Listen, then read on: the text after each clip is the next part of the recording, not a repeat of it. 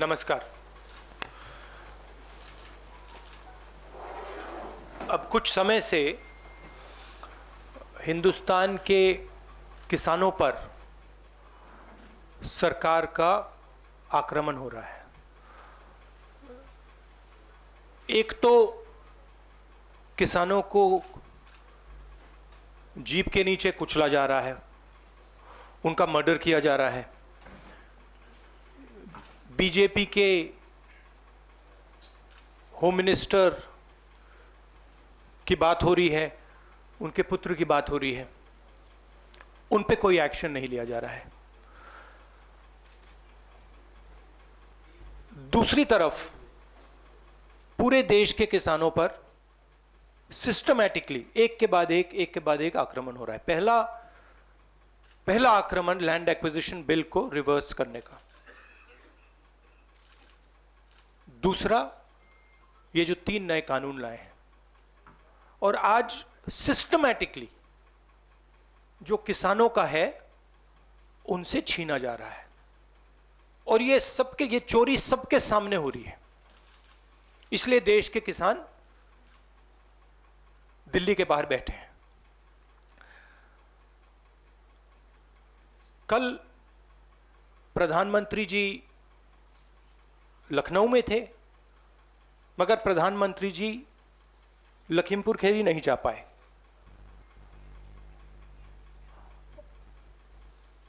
Postmortem ठीक से नहीं किया जा रहा है और सिस्टमैटिकली जो भी कुछ कहे उसको बंद किया जा रहा है। आज 2 चीफ मिनिस्टर्स के साथ हम लखनऊ जाने की कोशिश करेंगे, लखीमपुर खीरी जाने की कोशिश करेंगे, उन परिवारों से मिलने की कोशिश करेंगे। बताइए। शुक्रिया। We'll have one by one. We'll start with PTI Sanjeev Singh. Yes, sir, I've noted. This is please be clear. This is a press conference about the farmers issue and the murder that has taken place in Uttar Pradesh. I would recommend that you don't try and distract that. I'm here to speak on that issue. I'm not going to get involved in that. If you are interested in asking a question about the farmers, you're welcome to do so.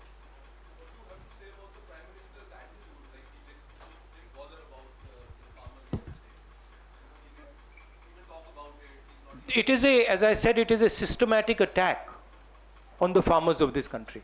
And it is arrogance because the government does not realize or understand the power of the farmers. And they are provoking the farmers, they are insulting the farmers, they are killing the farmers. This is a very dangerous and bad idea. Siddharth from ANI. Yes.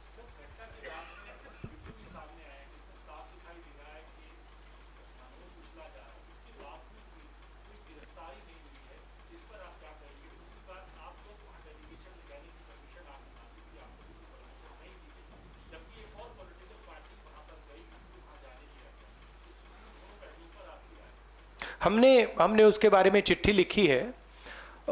हम 3 लोग जा रहे हैं। Section 144 5 लोगों को रोकता है, 3 लोग सेक्शन 144 में जा सकते हैं, तो हमने उनको चिट्ठी लिख दी है। ये जो यूपी में हो रहा है, किसानों को मारा जा रहा है, मगर इससे पहले हाथरस में भी हुआ था और उनके एक एमएलए ने भी रेप किया था। तो ये सिस्टमैटिकली ये एक नई तरीके की राजनीति हो रही है उत्तर प्रदेश में। क्रिमिनल्स जो भी करना चाहते हैं कर सकते हैं, चाहे वो बलात्कार हो, किसानों का खून हो, और जो मारते हैं, जो रेप करते हैं वो जेल के बाहर होते हैं, और जो मरते हैं वो जेल के अंदर जाते हैं। Thank you sir. Ashish from ABP.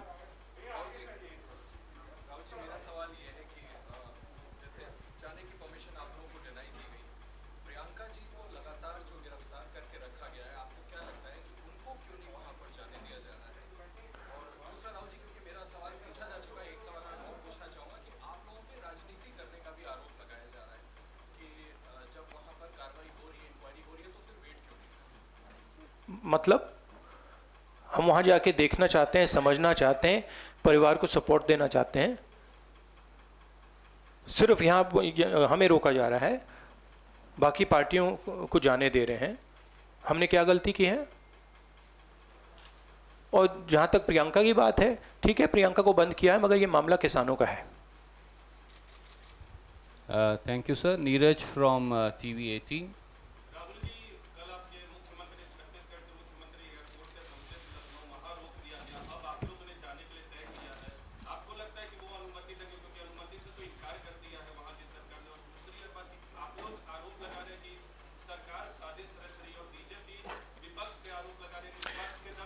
देखिए, ये मैं आपको थोड़ा समझा देता हूँ। जैसे अभी आपने बोला ये राजनीति हो रही है। देखिए, हमारा काम, ऑपोजिशन का काम प्रेशर बनाने का होता है। जब हम प्रेशर बनाते हैं तब वहाँ पे कार्रवाई होती है। हाथरस में हमने प्रेशर बनाया, तब जाके कार्रवाई हुई। सरकार चाहती है कि हम इस मुद्दे को उठाएं ना, प्रेशर ना बनाएं, कि जिन्होंने मर्डर किया वो भाग के निकल जाएं। अगर हाथरस में हम गए नहीं होते, वहाँ पे जिन्होंने बलात्कार किया था वो सब स्कॉट फ्री निकल जाते। अगर हमने उससे पहले उनके एमएलए के बारे में नहीं बोला होता, वो भाग से निकल जाते। तो इसलिए हम दबाव डाल रहे हैं। हम दबाव क्यों डाल रहे हैं? क्योंकि किसानों के साथ गलत काम किया गया है, उनको मारा गया है। और सचमुच बताऊं तो ये आपका काम है, आप लोग तो करते नहीं हो। जो आपकी जिम्मेदारी है उसको तो आप निभाते नहीं हो। उल्टा आप सवाल पूछते हो कि ये पॉलिटिक्स हो रही है। आपकी जिम्मेदारी भी है, उसको तो आप भूल गए और फिर कहते हो हमें कहते हो। Thank you. न्यूज़ नेशन से मोहित।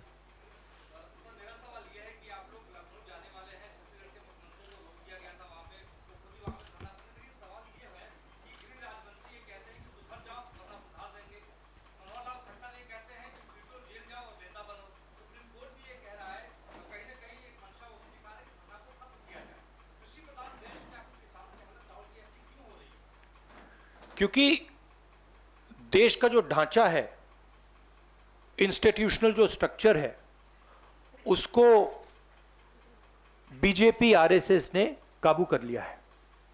और ये सिर्फ मीडिया की बात नहीं है। आप जानते हो मीडिया को किस प्रकार से कंट्रोल किया जाता है। इसी प्रकार से हिंदुस्तान के सब इंस्टीट्यूशंस को कंट्रोल किया गया है। सिंपल सा आंसर है। Thank you sir. NDTV. Dictatorship, देखिए यहां पे जो डेमोक्रेसी हुआ करती थी, आज हिंदुस्तान में डिक्टेटरशिप है। सीधी सी बात है। राजनेता उत्तर प्रदेश में नहीं जा सकते। कल से हमें कहा जा रहा है कि भैया आप उत्तर प्रदेश नहीं जा सकते। छत्तीसगढ़ के चीफ मिनिस्टर जाते हैं, किसानों से मिलने जाते हैं, उनको कहा जाता है सेक्शन 144। ये कहते हैं मैं तो अकेला हूं, 144 कैसे लागू होगा? कोई जवाब नहीं। अब डिक्टेटरशिप किस बात की है? क्यों डिक्टेटरशिप? क्योंकि भयंकर चोरी हो रही है। जो स्मॉल मीडियम बिजनेसेस हैं, छोटे व्यापारी हैं, उनसे चोरी हो रही है। किसान हैं, उनसे चोरी हो रही है। और जो आम जनता है, उनके जेब में से चोरी हो रही है। पेट्रोल डीजल के दाम बढ़ते जाते हैं और जो हिंदुस्तान की आवाज है उसको कुचला जा रहा है। सुनील।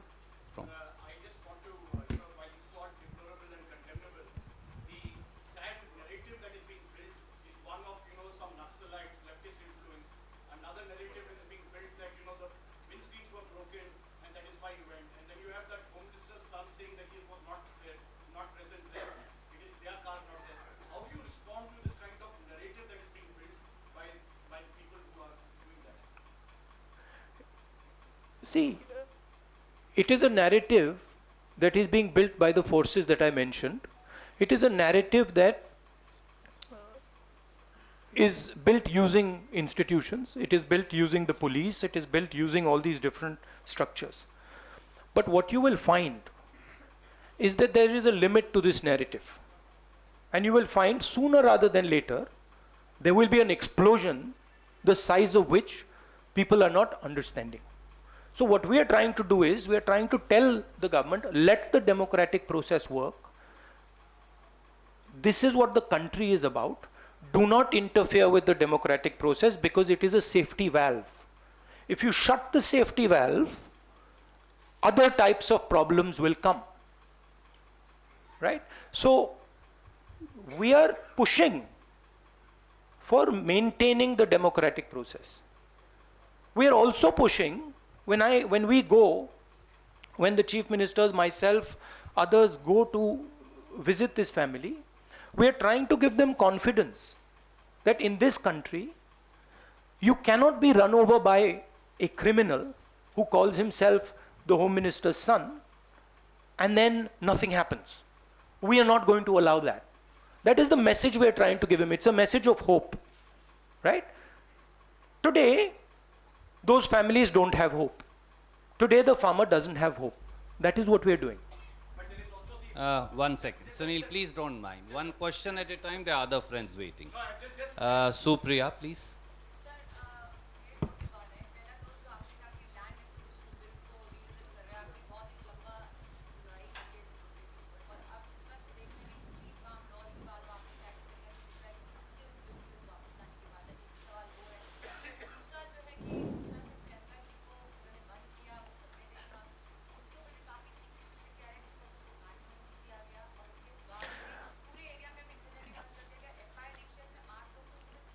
देखिए, चाहे प्रियंका हो, चाहे मैं हूं, चाहे हमारे फैमिली का कोई भी हो, मैन हैंडलिंग से हमें कोई फर्क नहीं पड़ता, कुछ फर्क नहीं पड़ता। हमारे से आप कुछ भी कर लीजिए, हमें कोई फर्क नहीं पड़ता। हम किसानों की बात कर रहे हैं। हमें बंद कर दीजिए, मैन हैंडल कर दीजिए, मार दीजिए, काट दीजिए, कोई फर्क नहीं पड़ता। हमारी ये ट्रेनिंग है, सालों पुरानी ट्रेनिंग है। ये ट्रेनिंग हमें फैमिली, हमारे परिवार देता है, तो उससे कुछ फर्क नहीं पड़ेगा। नहीं, लैंड एक्विजिशन बिल का मैंने आपसे कहा कि ये सिस्टमैटिकली किया जा रहा है। लैंड एक्विजिशन, फार्म लॉज, ये किसानों का जो है उनसे छीनने का तरीका है। Thank you, sir. Supriya, no, Vijaya from in India TV.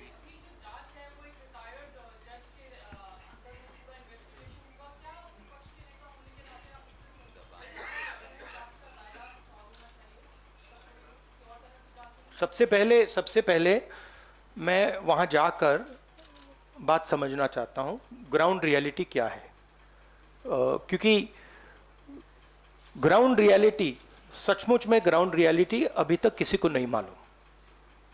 ठीक है, तो सबसे पहले हम वो जाके समझना चाहते हैं, इसलिए हम लखनऊ जा रहे हैं। Rajat. Last question. Yes. हाँ,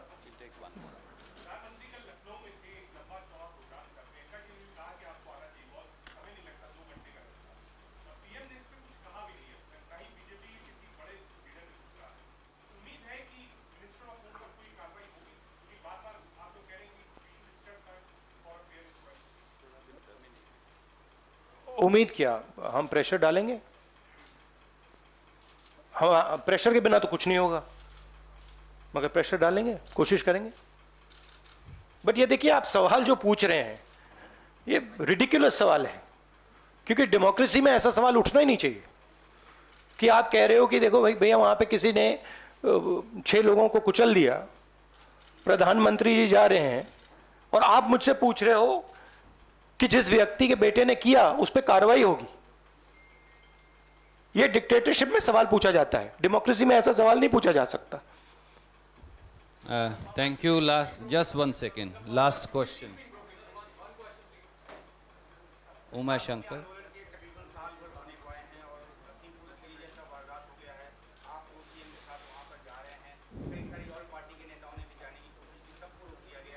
नहीं, सबको नहीं रोका गया,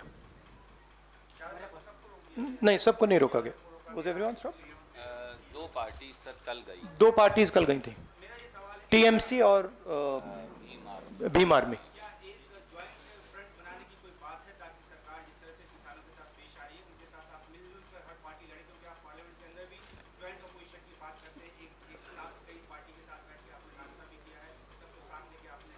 देखिए, जैसे मैंने आपको बोला, ये हम ऑपोजिशन यूनिटी बहुत अच्छी चीज़ है, होनी चाहिए, मगर ये जो प्रेस कॉन्फ्रेंस है ये किसानों का प्रेस कॉन्फ्रेंस है।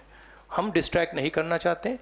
जिन लोगों को वहाँ मारा गया है उनकी हम इज्जत रखना चाहते हैं और उन्हीं की बात करना चाहते हैं यहाँ पे।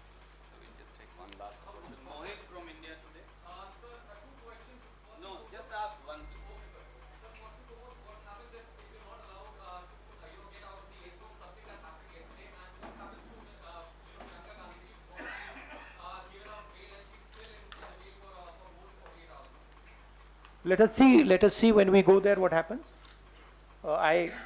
I cannot predict you what is going to happen, but we'll go and see. My goal is to go and meet the people who have been killed. Let's see. Thank you so much. Thank you. Friends. परवाह देश की, सोमवार से शुक्रवार रात 10 बजे TV9 Bharatvarsh पर।